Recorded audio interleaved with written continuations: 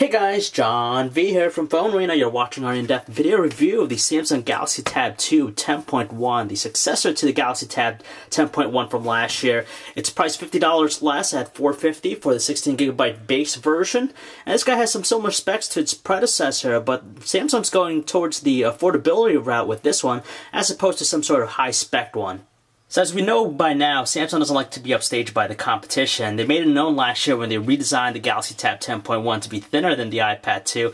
But this time around, they're not as concerned as being the thinnest device out there in the market. It's a little bit thicker than its predecessor. It's 9.7mm thick. It's still considered to be relatively streamlined by today's standards. Overall, though, the design of the Galaxy Tab 2 10.1 is pretty conventional. Nothing really stellar about it. Typical Samsung-made device, all plastic construction. You get this great plastic.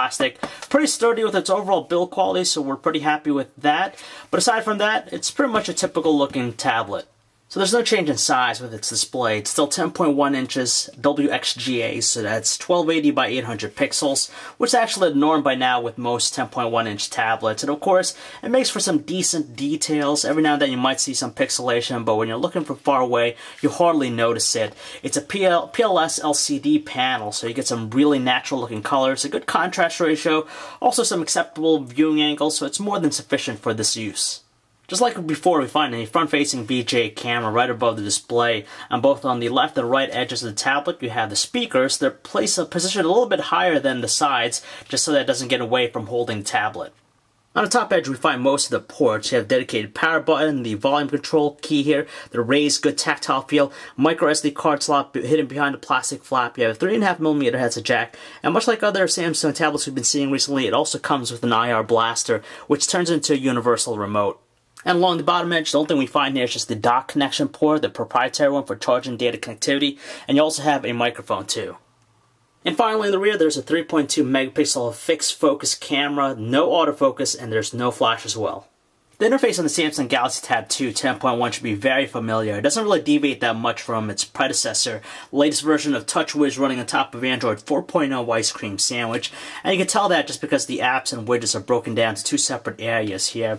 Of course, it has a lot of personalization with the live panel, so you got things like the weather, all the various hubs, media, music, game hubs, and some additional ones. And of course, just like any Android device, a lot of personalization. Being a TouchWiz device, you have the quick trace applications down here, so you could layer whatever you want on top of whatever you're doing. So for example, let's say you're running the web browser and you want to gain access to your email right away, you have the ability to do that. Now some are more practical than others, but for the most part we find barely using them that often. There are just some things that are a little bit better than others.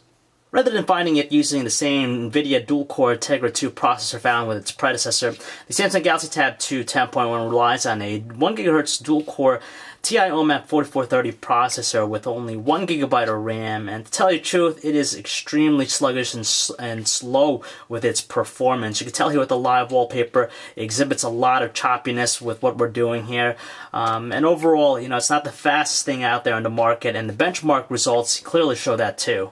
When it comes to typing on messages on the Samsung Galaxy Tab 2 10.1, you gotta be a little bit more cautious just because the layout of the keyboard itself is a little bit cramped compared to some other tablets out there. Nevertheless, you get a good amount of responsiveness, and we actually find using the portrait-style keyboard to be a little bit better on the fingers, just because we're able to encompass the entire layout with our thumbs, and it's nice having the row of numbers right up top. Alternatively, there's also another way to inputting text. You could use the handwriting recognition application here, which does well too if you want to use the type of input. Luckily, if you're big into web browsing, you'll find the experience on the Samsung Galaxy Tab 2 more than adequate, just because it's able to handle most complex websites with relative ease. It maintains a good amount of responsiveness even with Flash content, and overall, it's just a pleasure to use. With the TouchWiz music player on the Samsung Galaxy Tab 2 10.1, it doesn't really deviate from previous versions. It's pretty conventional by today's standards. You can break it down to albums, artists, songs, all that fun stuff. You have some controls on the right-hand side. If you click on the album here, it gives you this 3D carousel-like mode where you could easily switch between songs right away. There are a host of different equalizer settings to better adapt to the genre of music you're playing.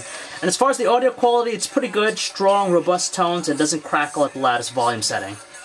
As expected, the tablet runs high-definition videos with no problems. It offers support for a wide array of codecs, DivX, MPEG-4, H.264, and XVID. The one we have here is encoded in DivX, 1920 by 1080 resolution. You could tell a lot of good details. It's moving responsively, no slowdown lag, and overall, it's a pretty good experience. Sadly, there's no improvement whatsoever with the quality images produced by its 3.2 megapixel camera. In fact, it's only a fixed focus, and this time around it lacks an LED flash, unlike its predecessor. And the images tell the tale. Basically, very muddy looking with outdoor shots, very soft, hazy looking.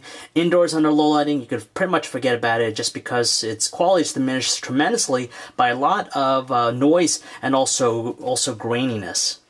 At the same time, we're not thrilled by the tablet's 720p video recording quality. The only good thing is just the audio recording. It's clear, noise-free, but everything else is pretty much forgettable. You have some soft-looking details, a lot of artifacting when you're panning very quickly, and tends to look rather overexposed, so the quality is not the best.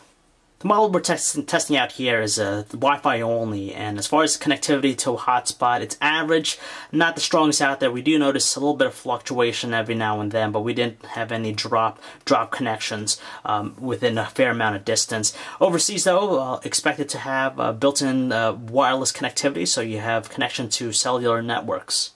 One of the other bright spots about the Samsung Galaxy Tab 2 10.1 is that its 7,000 milliamp hour battery is able to provide us up to 2 days of normal usage, which is pretty good for a tablet with a 10.1 inch display nowadays. So even if you're a little bit more aggressive with your usage, you expect to have it easily last you a solid day. As a whole, the Samsung Galaxy Tab 2 10.1 comes off as being unimpressive. It doesn't quite have the same immaculate feel as the original one, and it's quite evident just because it's not as thin, nor does it have some vastly improved specs to make it a standout hit compared to the competition. And honestly, if you're looking for something that's a lot more budget-friendly, you might want to look at the Samsung Galaxy Tab 2 7.0. Now that guy is only $250, and you get basically the same features as this guy here. Of course, you get the smaller display, but besides that, all the same functionality, and you're paying $200 less than this guy. So if you'd like to learn more about the Samsung Galaxy Tab 2 10.1, you can check out our website, guys, phonearena.com. This is John V. Thanks for watching.